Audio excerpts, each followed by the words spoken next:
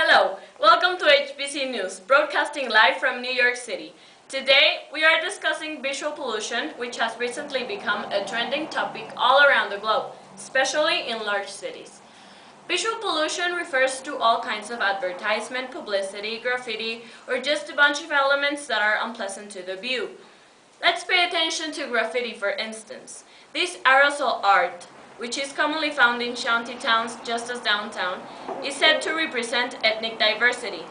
Security cameras around Brooklyn provide us information that lead us to conclude that this gives legacy to the criminal acts around vandalism and in the city.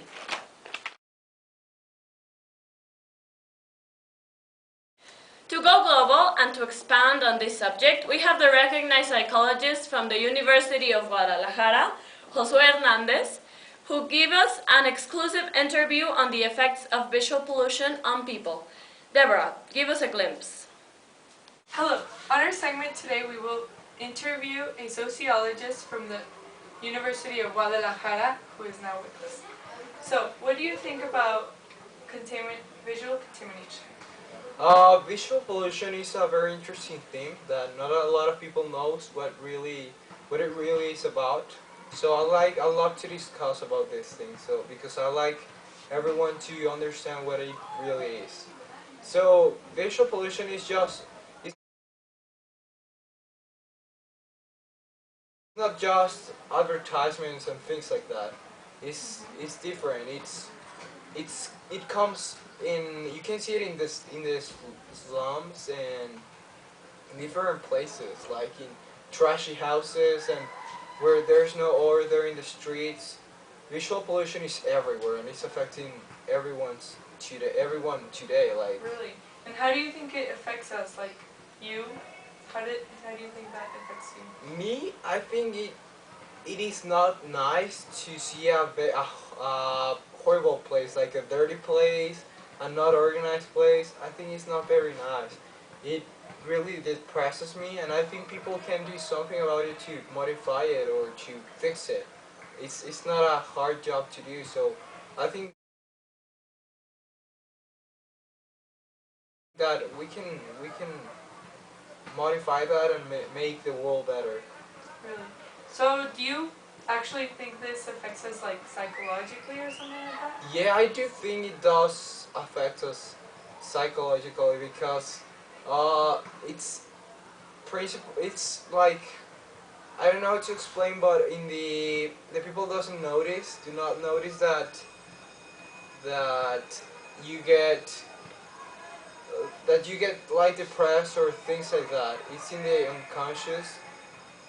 In the back of your mind, you really feel like depressed or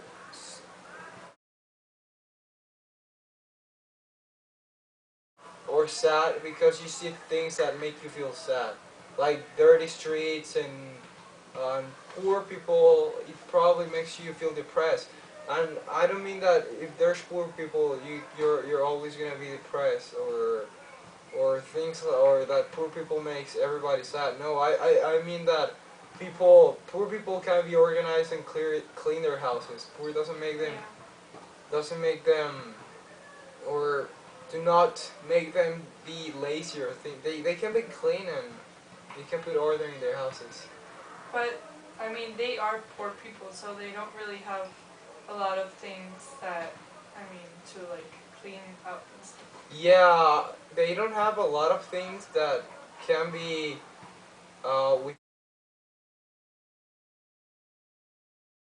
without an order. How do you think you can help them? I think we can all. Everything starts in education, in the schools and all those places where since you're a little kid you start learning things that you're gonna do since you're a little kid until forever, all your life. So everything starts in the education, in how how are the teachers? If the teachers do not know what to do, or if they don't know how to teach kids to be in order and clean, this is not gonna be able to get fixed. So like, in advertising, you know how that is also like visual contamination. So how do you think that affects us, like when we're driving or like when we're in the streets? I think it affects us a lot. Well, we drive, we're focused on driving, and we're being careful of not to crash or what's in everywhere around us. So Yeah, you have we to look at all your mirrors. yeah, and you stuff. need to be looking at your mirrors and outside of the window. You need to be looking everywhere. But there are some times that you see something in advertisements or something in the streets that make you look at them, and then you start like you can get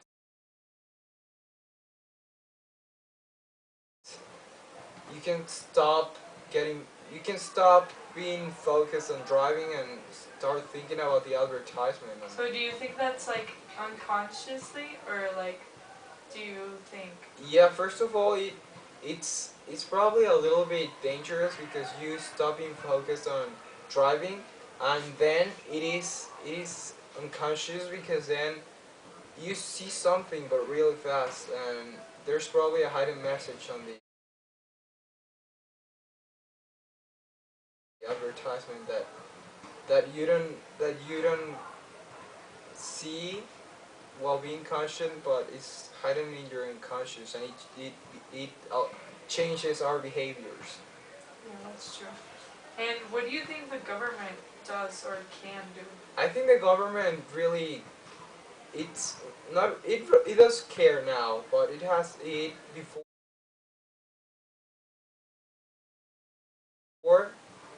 it the government didn't do a lot of things, but now the government is does care a lot, and they're starting to do things like you can see advertisements that are Like taken completely down, taken down or things like that like that censored? yeah I've that seen that. that aren't adequate for the people that is around it. So it's just not healthy, and they decide to take them down.